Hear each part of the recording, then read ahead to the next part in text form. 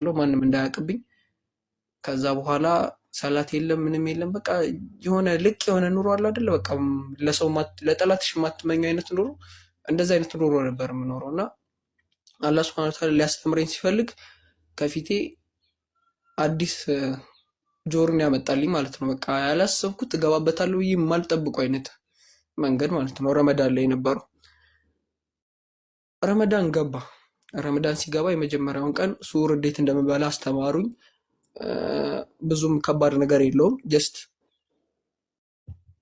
መጾሙን ብቻ ነበረ የፈራሁት የነበረው፣ ግን ስጾመው ቀለለኝ። ጀስት እስከ 12 ሰዓት ሲባል በጣም ረጅም ሰዓት በቃ የማያልፍ አድርጌ ነበር ያሰብኩት። ግን ወላሂ አላህ ሱብሐነሁ ወተዓላ ጥንካሬውን ሰጥቶኝ ነበር በሰዓቱና ጾሜ ያለፈልኝ። ያቺ የመጀመሪያዋ ረመዳን አለፈች። ከዛ ጓደኛዬ እኔ ቤት ነው የምታፈጥሩ ሲለኝ እሺ ያልኩት። አፍጥር እነሱ ጋር ነበር ያፈጠርኩት። ከዛ በኋላ ብዙም እንትን አላልኩ፣ አልተጨናነኩ ምናምን። ጭንቀቱን ረሳሁት ለዛን ቀን። ቤተሰብ አለ ምናምን የሚባለው ማን ያውቃል የሚባለው ነገር ረስቼው ነበር የዛን ቀንና ተራዊ እየተሰገደ ቤት ገባው። ተራዊ እየተሰገደ ማለት ከ3 ሰዓት በኋላ ነው እንግዲህ ታውቃላችሁ። እና በጣም ከባድ ነው ከ3 ሰዓት በኋላ ቤት መግባት ማለት። እየጨነቀ እየፈራሁ ነበር የገባሁትና ያመኝ ስለነበረ እነሱም እኔን ላለመጫን፣ ቤተሰብ በጣም ነው የሚያከብረኝ፣ እኔም አከብራቸዋለሁ። አላህ ሂዳያ ቢሰጣቸው ደስ ይለኛል። እነሱ እኔን ላለመጫን ምንም አልተናገሩኝ። ገባው ተኛው። ግን በቃ ጭንቅላቴ እረፍት አጣ። የዛን ሰዓት ላይ እንዴት አልተናገሩኝም? እንዴት ምንም አይሉኝም? በቃ እያዘኑብኝ ነው የሚሆነው። እኔ ደግሞ እውነታውን እስከያዝኩ ድረስ ማፈር የለብኝም፣ መናገር መቻል አለብኝ ብዬ አሰብኩኝ።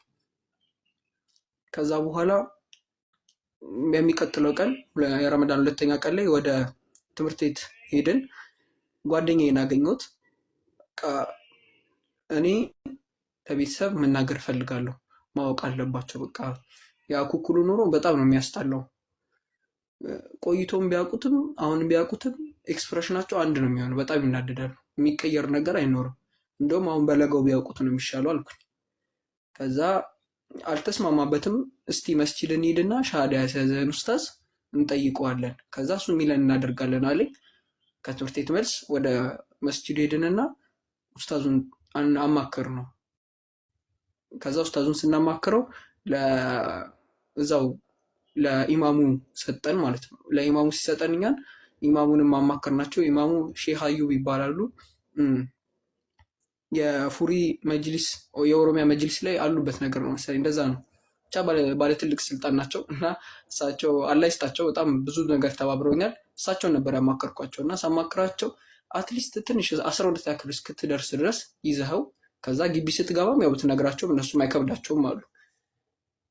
በቃ ይህንን ሀሳብ ብሰማ ኖሮ አሪፍ ነበር። ግን እኔ የሆነ ቸኩዬም ነገር ስለነበር በቃ ቤተሰብ ሲያውቅ ያለውን ኤክስፕሬሽን ማየት ስለፈለግኩ ምናምን ነገር በቃ ካልተነገራቸው ብዬ ግግም ስል በቃ ትችላለህ፣ ተናግረህ ራስን ነፃ ማውጣት የምችል ከሆነ ትችላለህ፣ ግን አጓጉል ነገሮች እንዳይመጡብህ አሉ። እሺ ያልኳቸው።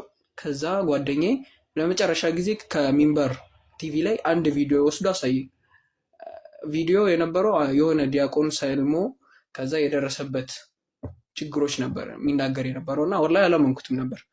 ኦርቶዶክሶችማ እንደዚህ አያደርጉም፣ እነሱ እኮ በጣም ጸባይኛ ናቸው፣ እንደዚህ በቫዮለንትሊ ነገሮችን የሚፈቱ ሰዎች አይደሉም፣ ቁጭ ብሎ በመነጋገር የሚያምኑ ናቸው ብዬ ራሴን አሳምኜ በቃ ልጁ እንደዛ ቢመክረኝም አልሰማሁትም። ከዛ ወደ ቤት ተመለስኩኝ። ችግር ከተፈጠረ ደውልልኝ ብሎ ስልክ ሰጠኝ። እሺ ያልኩትና ቤት መጣሁ። ቤት ስመጣ እናቴ ለመውጣት የተዘጋጀች ነበር። አይ ቲንክ ሚቲንግ ነው ምናምን ነበር የነበራት መሰለኝ። እኔ እንጃ እርግጠኛ አልነበረውም በሰዓቱ የነበረው። ብቻ እየወጣች ነበር፣ በጣም ቸኩላለች። ጠሯት፣ መጣች። ምንድን ነው ስትለኝ ምነግርሽ ነገር አለ፣ በጣም አስፈላጊ ነገር ነው አልኳት። እሷ የዚህን ያህል ሩቅ ሄዳል ብላ ስላላሰበች ስመጣ ችግር የለውም አለች። አይ ስትመጪ ሌላ ታሪክ ነው፣ አሁን ግን መነጋገር አለብን አልኳት። ከዛ እሺ ምንድን ነው ልስማ ካለች በር ላይ ቆመን ነበር ስናወራ የነበረው እና ነገርኳት። እኔ በእስልምና አምኛለሁ፣ በቃ ትክክለኛ መንገድ ስለመሰለኝ ስላሳመኑኝ እነሱ በሰጡኝ ወይ ላይ መሄድ ጀምሬያለሁ። ስለዚህ እንድታውቁት ያህል ነው ብዬ ነገርኳት። እሷ የተናደደችባቸው ጊዜያቶች ትዝ ይሉኛል በዘመኔ። የዛኑ ቀን ግን በጣም ነበር የሚለየው። በጣም ምንም አልተናገረችም። እንደዚህ ስላት ነው አለች። እሺ እጄን ያዘችኝ።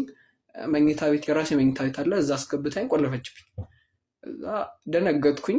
ምንም ፋይት ባክም በጣም ከባድ ነው የሚሆነው ከቤተሰብ ጋር። እዛ ምንም ነገር አላደረግኩም። መጥቼ ቁጭ አልኩኝ አልጋይ ላይ። በቃ አሰብኩ። በጣም ብዙ ነገር ነው ጭንቅላት ውስጥ የመጣው። ጨነቀኝ። ባላምናቸውስ ምን በቃ እንደ ትልቅ ከሃዲ አድርጌ ነበር ያዩዋቸው በሰዓቱ። ራሴ የፈጠርኩት ችግር ቢሆንም መረዳት እያለብኝ እነሱን ብቻ በጣም ከባድ ነበር በሰዓቱ የነበረው ነገር። ከዛ ሀፕን ያደረገው ነገር ቢኖር እኔ እነሱን ማሳመን ከበደኝ። እናቴ በጣም ተናዳለች። አባቴ አልሰማም ነበር። እናቴ ነገረችው። ከዛ አባቴ መጥቶ ቁጭ አለ። ምንድን ነው የሆንከው ሲለኝ ነገርኩት። እኔ በእስልምና አምኛለሁ አልኩት። ምንድን ያሳመነ ሲለኝ ጥያቄዎቹን ነገርኩት። ሊፈቱ አልቻለም እሱ። ስለዚህ የሚያውቅ ሰው ይመጣል፣ እስከዛ ድረስ ተረጋግተህ ቁጭ በል ቢለኝም እኔ ልሰማው ፈቃደኛ አልነበርኩም በሰዓቱ። ከዛ በጣም ተጣላም በኃይለኛው። መግሪብ አዛን አለ፣ የአፍጥር ሰዓት ነበረ። ስለዚህ መስጂድ መሄድ አለብኝ አልኩት። አረ ይህማ የማይሆን ነገር ነው፣ እንዴት እኔ ገድለከኝ ከዚህ ትወጣለህ? ያን ጊዜ ያው ሸይጣኑም ደግሞ አጋጣሚ ይጠቀማል። እኔም በጣም ተወሰወስኩኝ ከሱ ጋር በጣም በቃ ለመጣላት ጫፍ ላይ ደረስኩ። መብራት ጠፍቷል፣ በእጁ ትንሽዬ ሶላር ይዟል። ከዛ ቁጭ በል እያለኝ ነው፣ እኔ ደግሞ እየሰማሁት አይደለም። ከመጨረሻ ሰዓት ላይ የመጣልኝ ሀሳብ ምንድነው፣ በቃ ከቤት እንደምን መውጣት አለብኝ። ስለዚህ የሆነ ታሪክ መፍጠር አለብኝ ብዬ አሰብኩ። ብዙ ነገር አሰብኩ፣ ሊመጣልኝ አልቻለም። የመጨረሻ ሀሳብ በቃ ፎርስፉሊ እነሱን ሳልጎዳ ግን እኔ ከዚህ ቤት መውጣት አለብኝ ብዬ አሰብኩኝ። ተጀመረ ጉቡ ማለት ነው። ሲጀምረ የጀመርኩት በምንድን ነው፣ እጁ ላይ የነበረውን ሶላር መታውት፣ ተሰባበረ። ጨለማው ነው ሙሉ ቤቱ ማለት ነው። ሳሎን ውስጥ ነበርን። በጣም እንትናለን እንትን ነበረ፣ ይሄ ቡና ምናምን የሚቀርብበት የመስታወት ጠረጴዛ ነበር። እሱ ተሰባበረ ምናምን ነገር። ወንድሜ ደንግጦ ያለቅሳል ጥጉን ይዞ። እሱ ህፃን ልጅ ነው ባይዘዋችን ላይ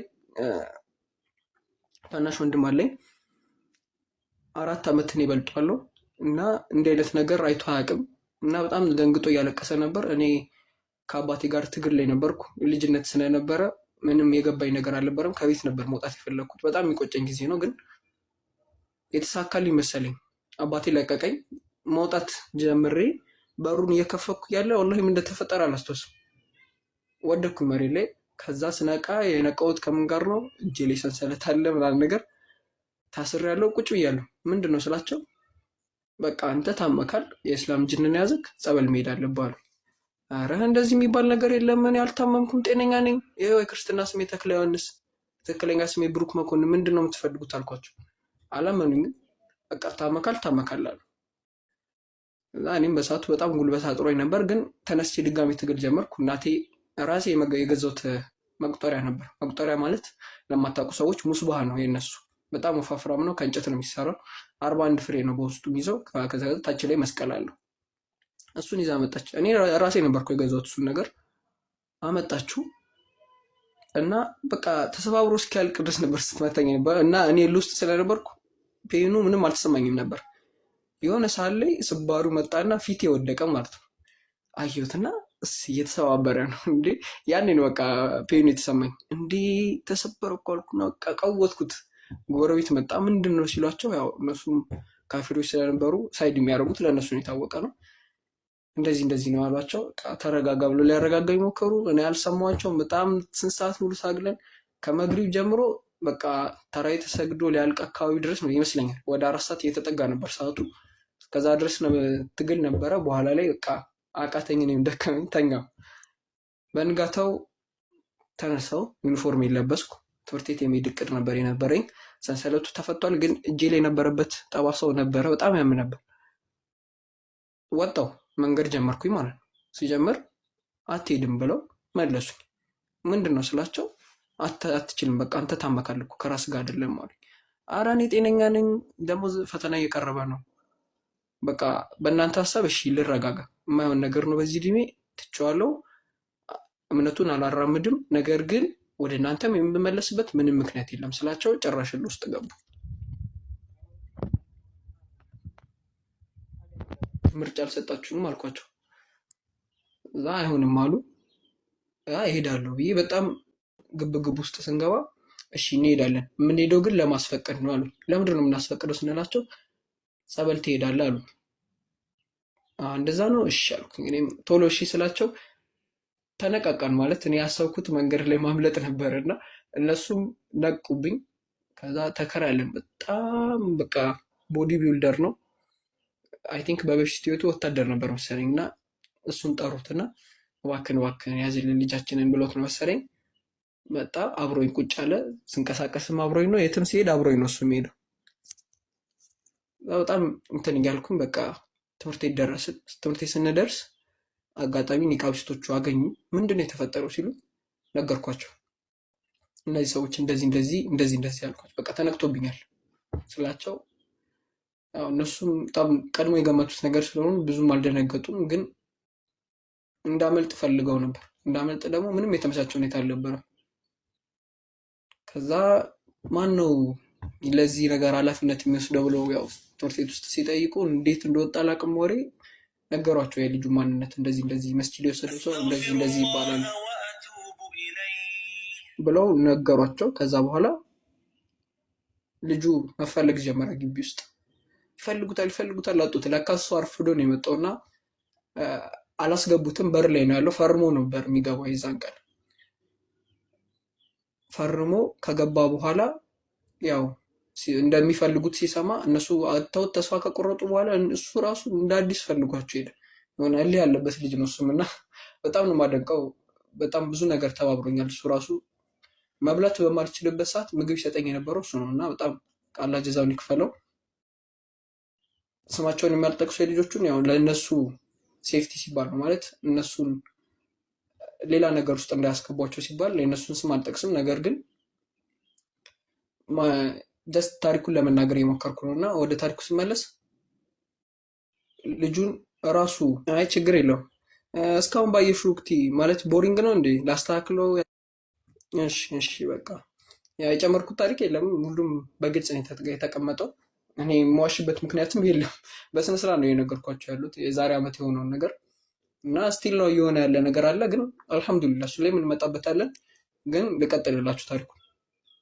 ከዛ በኋላ ላይክ ልጁ ቢሮ ድረስ መጣ። እኔ ቢሮ እየተጨቃጨኩኝ ነበር። ትምህርት ቤት ውስጥ እንዴት እንደዚህ አይነት ነገር ትሰራለህ ሲሉኝ እኔ መልስ አልሰጣቸውም። እነሱ ትምህርት ቤት ውስጥ የተሰራ ነበር የመሰላቸው። ያው ትምህርት ቤቱም የራሱን ሀሳብ ነው የሚጨነቀው፣ ወላጅም የራሱን ነው ምናምን ነገር። ትምህርት ቤት ውስጥ እንዴት እንደዚህ አይነት ነገር ታራምዳለህ ነበር የተባልኩት። ምንም መልስ አልሰጣቸውም ነበር ለሚጠይቁኝ ጥያቄ። ከዛ ልጁ ይኸውና ተባለ። አባቴ ያገኘው። ከዛ ቫይስ ዳይሬክተሩ ነበር ቦታው ላይ ነበረው። ለምን እንደዚህ ያደረክ ብሎ አባቴ ጠየቀው ልጁ። ከዛ ልጁ ገና ማስረዳት ሊጀምር ሲል አባቴ በጣም ኢሞሽናል ሆነና ልጁ መጥተው ከዛ አገላገሏቸው ነገር። እኔ በጣም ተሳቅቄ ነበር በቦታው ላይ፣ ምክንያቱም ደሆል ግሬድ 11 ሰልፍ ላይ ነበር እና እኛን ነበር ሲያይ ነበረው ቀጥታ በቃ የሆነ እነሱ ራሱ ሲኒማ የሚያዩ ነበር ይመስል በጣም ተደንቀው ነበር ሲያዩ ነበረው። እኔ ተሳቅቅ ያለው ጽዳቶቹ ምናምን ስራቸውን ትተው እኛን ነበር የሚያዩት። ብቻ በጣም ያሳቅቅ ነበር ላይ። ከዛ አለፈ በቃ እኔ መልስ አልሰጥም። ልጁ በጣም ደንግጧል፣ ግራ ገብቶታል። ባልመጣው ብሎ እያሰበ የነበረ ይመስለኛል፣ አላውቅም። ከዛ ላይክ ቫይስ ዳይሬክተሩ በቃ ይሄ ነገር ከኛ አቅም በላይ ነው፣ ልጁ ታሟል፣ ከዚህ በፊት የሚያመው ነበር፣ ስለዚህ ጸበል መሄድ አለበት በሚለው ተስማምተው ነው መሰለኝ እኛን አስወጥቶን ነበር። የሆነ ሳለ በቃ ከቢሮ ውጡና እኛ እንነጋገር ተባባሉ እነሱ ወላጅና ትምህርት ቤቱ። ከዛ እኔ እና እሱ ውጭ ላይ ቁጭ ብለን በቃ ነገርኩት። እስከዛሬ እናንተ ነበራችሁ ልክ፣ እኔ ነበርኩ የተሳሳትኩት። በቃ እኔ የማውቀው ሌላ ነው እየሆነ ያለው ሌላ ነው። ስለዚህ እናንተ የነገራችሁኝ ብሰማ የሁላ ነገር አይፈጠርም ነገር ብዬ በጣም ነበር የቆጨኝ። ነገርኩት። ከዛ ላምልጥ ወይ ብዬ ስጠይቀው እሱ አያታምልጥ፣ እንደዚህ ካረክ ጭራሽ ላይ ነው የምታስይዛቸው። ስለዚህ አብራቸው ቁጭ በልና እነሱን ማስተማር በምትችለው መንገድ የቻልከውን ያህል ጣር አለ። ከዛ እኔም እሺ ነበር ያልኩት። ብዙም ሀሳቡ ክፉ መስሎ አልታየኝም። እነሱ ያሉትም ያው ጸበል ነበር። እሺ ይሁን፣ ቢበዛ ከሳምንት አይዘልም ወይ ከወር አይዘልም። በቃ ስመለስም የቻልኩትን ያህል እጥራለሁ እንደ በፊቱ በድብቁ ለማስኬድ በሚለው አሰብኩኝ። ወደ ቤት ተመለስን። በር ተቆለፈብኝ። ከቤት መውጣት የለም። ቁጭ ላለው አስቸኳይ